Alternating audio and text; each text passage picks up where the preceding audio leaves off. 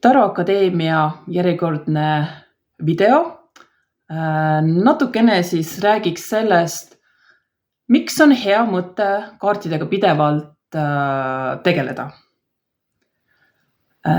Päevakaardi võtmist Taro Akadeemias kogu aeg rõhutame ja teeme isegi väljakutseid, et innustada seda harjumust tekkima, et iga päev võtta tarokaart. Miks see on hea? On sellepärast, et sul tekib kaartidega selline oma kontakt, oma ühendus, sest sa kasutad kaarte, sinu energia kaartide segamisel või kasvõi kui sa kaarte lihtsalt vaatad, võib-olla õpid neid alles, avastad seal sümboleid, sa ikkagi hoiad ju kaarte käes ja samal ajal sa siis annad kaartidel oma energiat ja nii hakkavad nad ka sinuga paremini nii-öelda rääkima. Et paljud kurdavad, et kaardid ei räägi, et nagu kas segad, ei tule kaarte välja, ei ole seda tunnetust, et millist kaarti võtta, no ei tunne, kaardid ei ütle midagi ja tulevad sellised suvalised kaardid, mis ei anna kohe mitte mingit vastust. Kui sa neid kaarte haruharva kasutad või jätad nad kuskile suvaliselt lohakile, siis pole ka üllatav, sest tõesti kaardid tundub küll, et kaardipakk, lihtsalt üks füüsiline toode. No mis maagia siin ikka on? Tegelikult see maagia on siia aegade jooksul kokku nii-öelda kogutud, et tarokaardid on aastasadu vanad siis ennustusvahendid või igal juhul ajalugu on väga vana nende tekkimisel, seega mis siis aastasadu kõik see maagia, sümbolid, tähendused, erinevad tähendused, kui oli varasemalt mängukaartideks, nüüd on siis ennustamiseks, et see kõik kokku käib sellega kaasas. Ja kaartidelt me küsime abi, küsime nõu, küsime näiteks on mitu valikut, kumba valida või kui ma valin mõlema, mis saab. Suhteteemad, igasugused probleemid, vahel tõesti on lihtsalt vaja seda ühte päevakaarti, mis annab sulle mingi idee, mingi suuna, mis tähendab, et me küsime kaartidelt nõu. Me küsime nendelt abi, me eeldame, et see abi tuleb ja kui need kaardid välja võtta ainult siis, kui sul on abi vaja, siis on umbes sama, kui sul on keegi sõber, kes helistab alati siis, kui tal midagi vaja on. Et ma arvan, et meil kõigil on tutvusringkonnas keegi selline, kes ilmub alati välja siis, kui tal on raha vaja, siis, kui tal on abi vaja, siis, kui tal midagi laenata vaja või teenet vaja ja muul ajal me temast ei kuule. Ja lõpuks on endal ka selline tunne, et sellise inimesega ei tahagi suhelda, sest ta annab endast märku ainult siis, kui tal midagi vaja on, aga sina ise vastu ei saa midagi. Ja kaartidega on täpselt sama teema, et kui me võtame need kaardid välja ainult siis, kui häda on käes, sul on kiirelt vaja mingit vastust, lahendust, siis lõpuks on kaartidel ka selline suhtumine, et kui sa ainult häda korral nende poole pöördud, siis nad ei tahagi sinuga rääkida. Seega kasuta kaarte võimalikult tihti.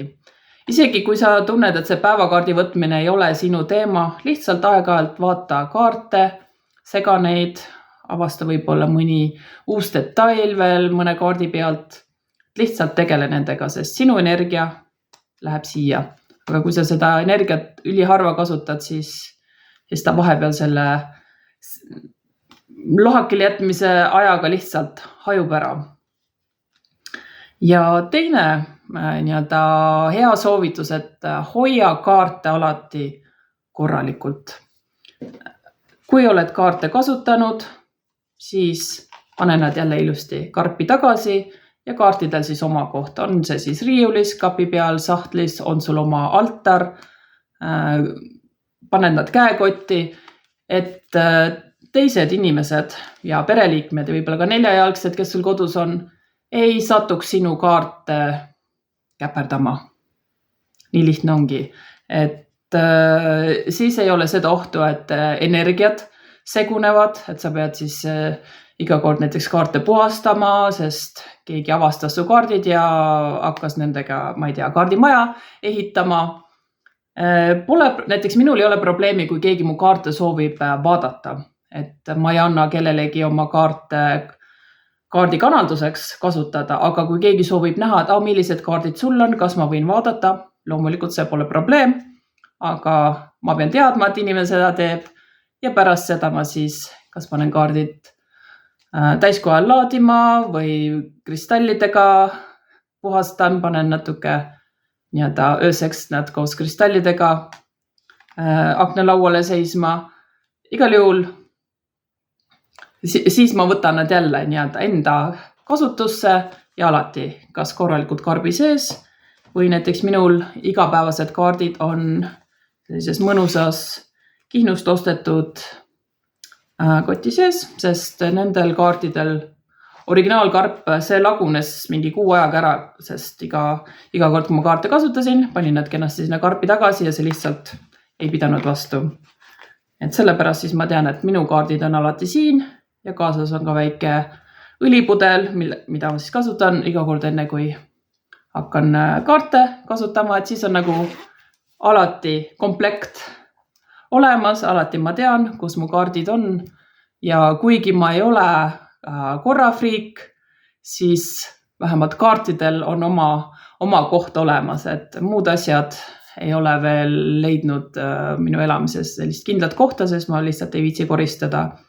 Aga kaardid, õppekaardid on alati korralikult, eks ole, karbi sees ja igapäevaselt kasutatud kaardid, millega ma siis teen kaardikanaldusi, teen tellimusel kaardikanaldusi, võtan oma päevakaardi, võtan kaardi ja panen jälle siia tagasi, et kaartidel on oma kindel koht. Seda asjade puhul innustab isegi Marie Kondo oma KonMari meetodiga, et asjadel on oma kindel koht, neil meeldib, et neil on ka nii-öelda kodu, oma tuba ja kuigi teiste asjadega ma ei ole veel nii kindlalt sinna jõudnud, näiteks raamatute märkmikega, siis kaardid on alati kindlal kohal, sest neil on minu arvates palju olulisem aura või hing või point, kui näiteks, et kas mul raamat on nüüd riiulis või diivani peal, aga kaardid on ikkagi mõeldud selleks, et saada vastuseid ja juhiseid, siis tuleb ka neid